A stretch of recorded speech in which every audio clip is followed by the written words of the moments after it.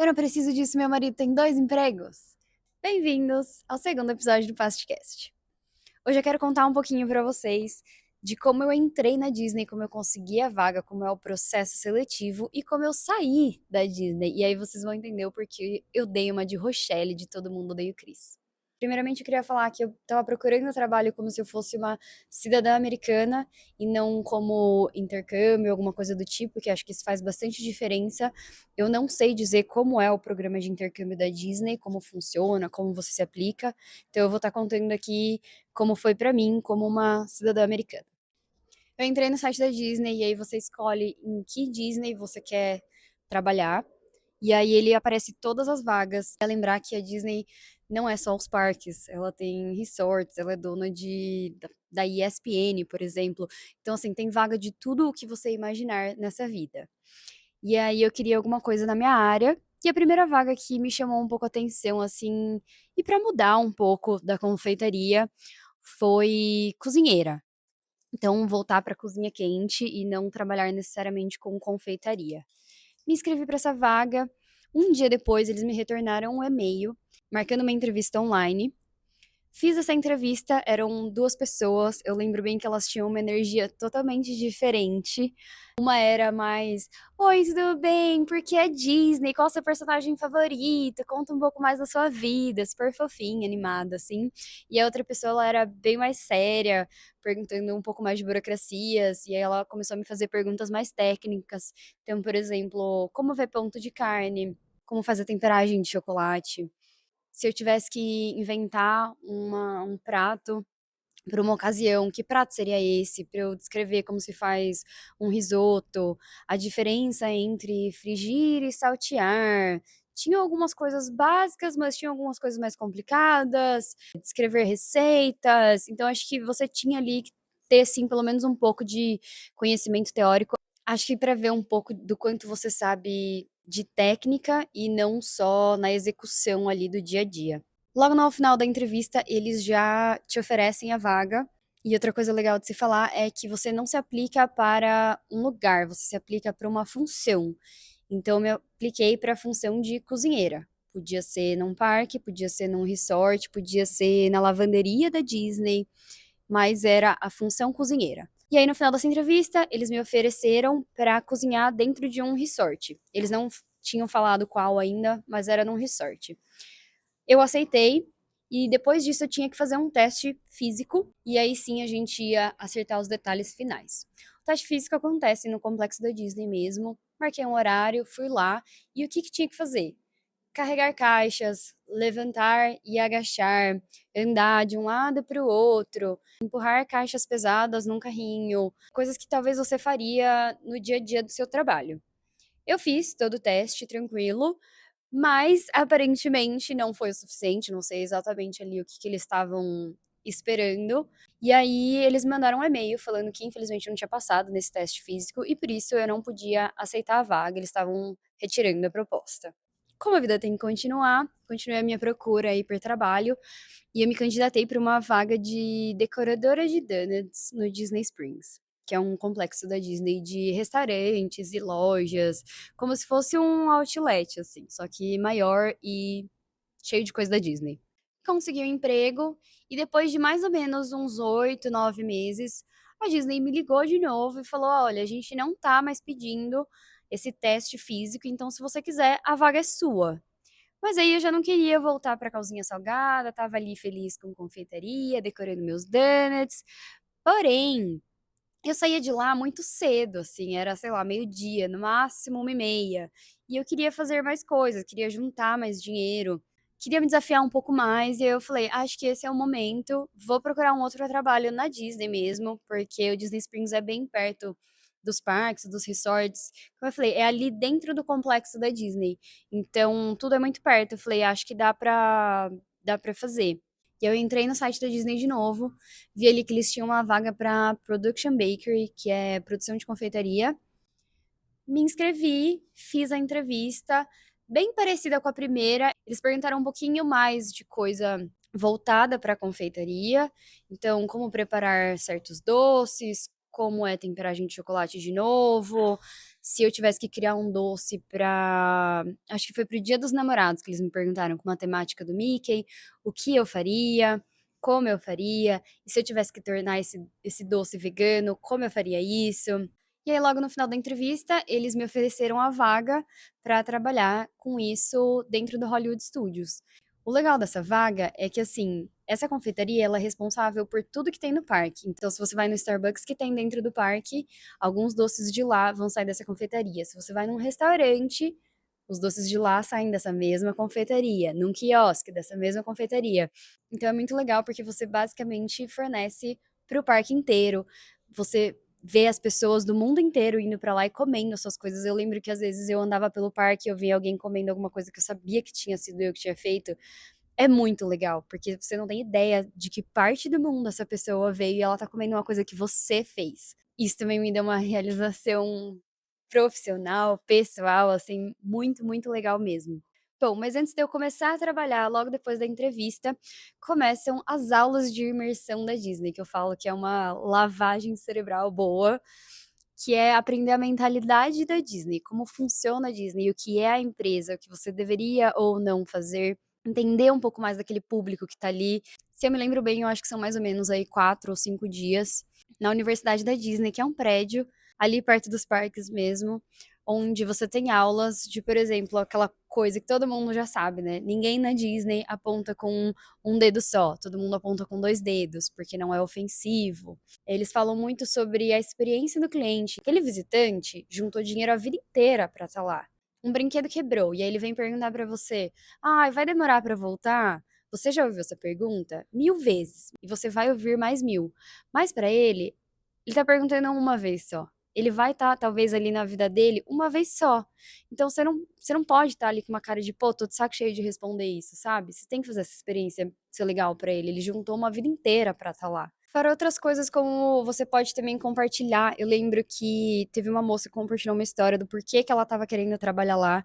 Ela tinha acabado de perder o marido dela, eles iam todo ano pra Disney. Ela estava super triste, estava com depressão, e a Disney era um lugar que fazia ela muito feliz. E ela falou que ela achava que se ela trabalhasse lá, ela ia voltar a ser feliz de novo, ela ia ver um propósito, era um lugar mágico de verdade.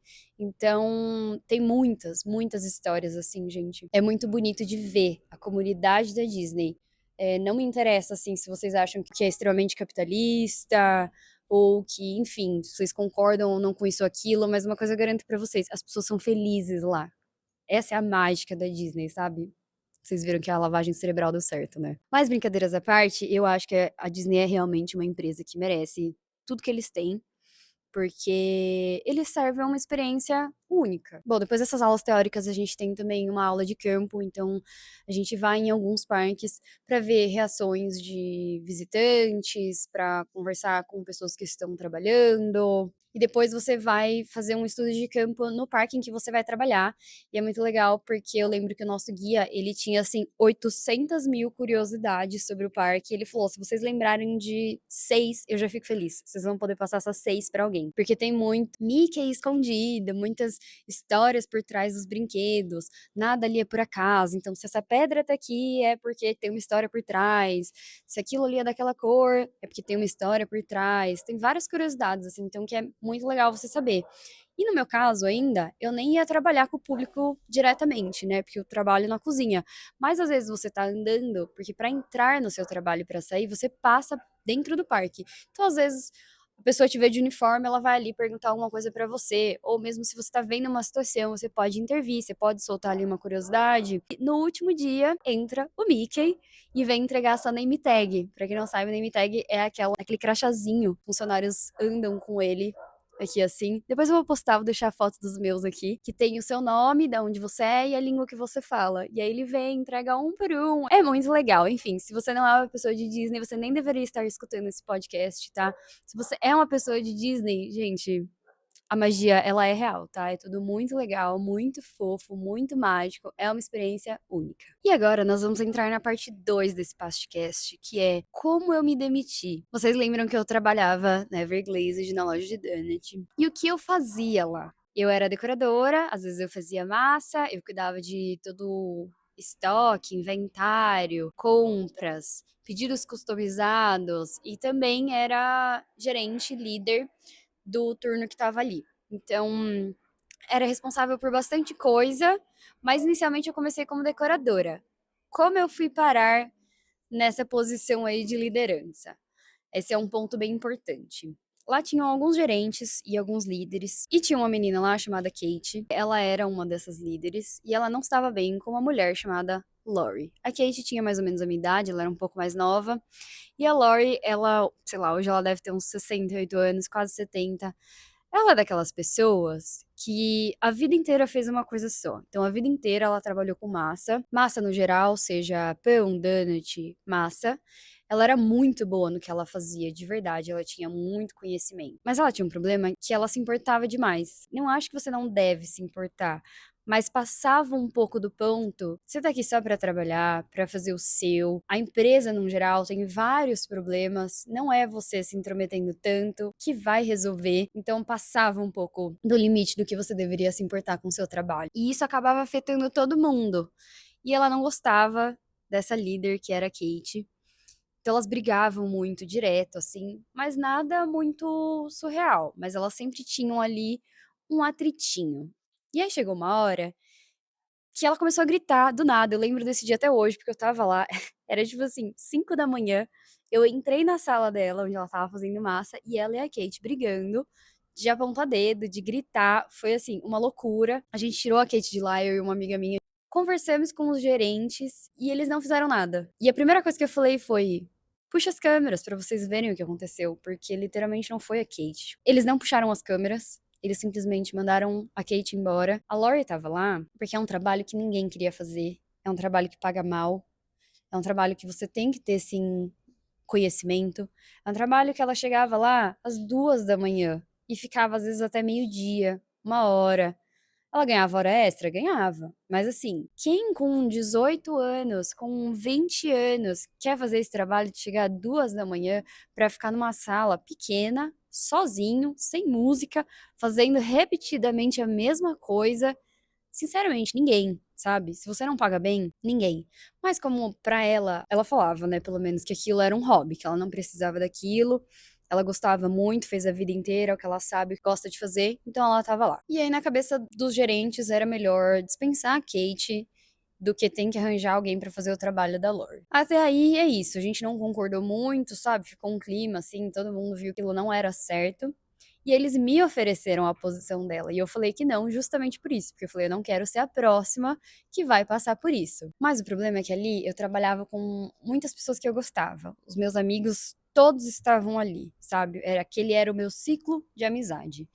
Então eu me importava com eles. E eu, como eu era da área, eu gostava, eu entendia. Eu acabei devagarzinho, assim, meio que ganhando essa posição de líder, mesmo sem receber pra isso. Porque no final das contas eles não colocaram ninguém no lugar delas, ofereceram pra mim, eu falei não, porque eu simplesmente fazia tudo, né? Vamos no português, claro, era isso que acontecia. Eu fazia tudo que eles precisavam. E eu trabalhava bem com a Lori. Ela gostava de mim, gostava mesmo. Tipo, ela trazia presente pra mim. A gente sempre conversava.